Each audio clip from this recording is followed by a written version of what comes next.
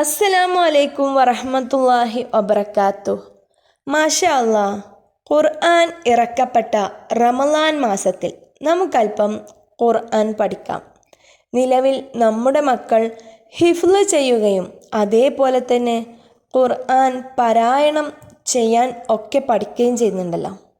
മാഷാ അല്ലാ. അതിനോടൊപ്പം നമ്മൾ വളരെ ഗൗരവത്തിൽ മക്കൾക്ക് കൊടുക്കേണ്ട ഒന്നാണ് അതിൻ്റെ അർത്ഥം മനസ്സിലാക്കി ഗ്രഹിക്കാനുള്ള ഒരു കഴിവ് എന്നത്.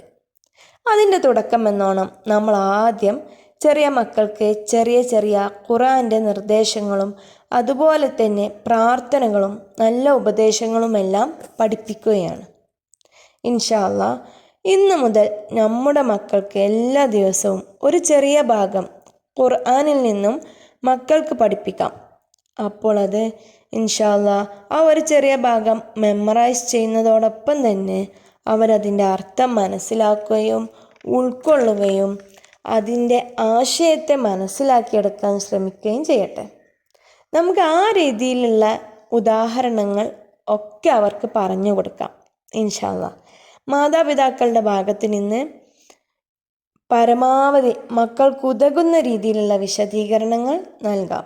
അതോടൊപ്പം തന്നെ പ്രത്യേകിച്ച് ഉമ്മമാർ ഈ ആയത്തോ അല്ലെങ്കിൽ ആയത്തിൻ്റെ ഒരു ഭാഗമോ മക്കൾക്ക് പഠിപ്പിച്ചു കൊടുക്കുന്നതോടൊപ്പം തന്നെ നിങ്ങൾ നിങ്ങളുടേതായ രീതിയിൽ ഈ വിഷയത്തെ അവർക്ക് മനസ്സിലാക്കി കൊടുക്കാൻ വേണ്ടി ശ്രമിക്കുകയും ചെയ്യണം.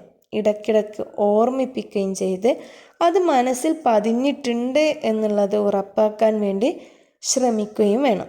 കാരണം അത്രമേൽ ശക്തമായ, അത്രമേൽ ഉപകാരപ്രദമായ, ലൈഫിൽ നമ്മൾ മാറ്റിവെക്കാൻ പാടില്ലാത്ത രീതിയിലുള്ള വിവരങ്ങളാണല്ലോ അല്ലാഹു സുബ്ഹാനഹു തആല നമ്മൾക്കായി നൽകുന്ന വിവരങ്ങൾ ഖുർആനിലൂടെ നൽകിയിട്ടുള്ളത്. ഇൻഷാ അല്ലാ അതിലെ മുറുകെ പിടിക്കുന്നവരായിരിക്കാൻ നമ്മൾ അവരിൽ ഈ ഓർമ്മ ഇടയ്ക്കിടയ്ക്ക് ചെക്ക് ചെയ്യുകയും ഓർമ്മപ്പെടുത്തിക്കൊണ്ടേയിരിക്കുകയും ചെയ്യേണ്ട രീതിയിലുള്ള ആയത്തുകളോ ആയത്തിൻ്റെ ഭാഗങ്ങളോ ആണ് ഇൻഷാ അല്ലാ ഓരോ ദിവസവും പങ്കുവെക്കുന്നത്. ഇന്നത്തെ നമ്മുടെ ഖുർആൻ പഠനത്തിൽ നമുക്കുള്ള ഒരു ആയത്തിൻ്റെ ഭാഗം എന്നുള്ളത് വബിൽ വാലിദൈനി ഇഹ്സാന എന്നുള്ളതാണ്. വബിൽ വാലിദൈനി ഇഹ്സാന എന്ന് പറഞ്ഞാൽ be kind to your parents.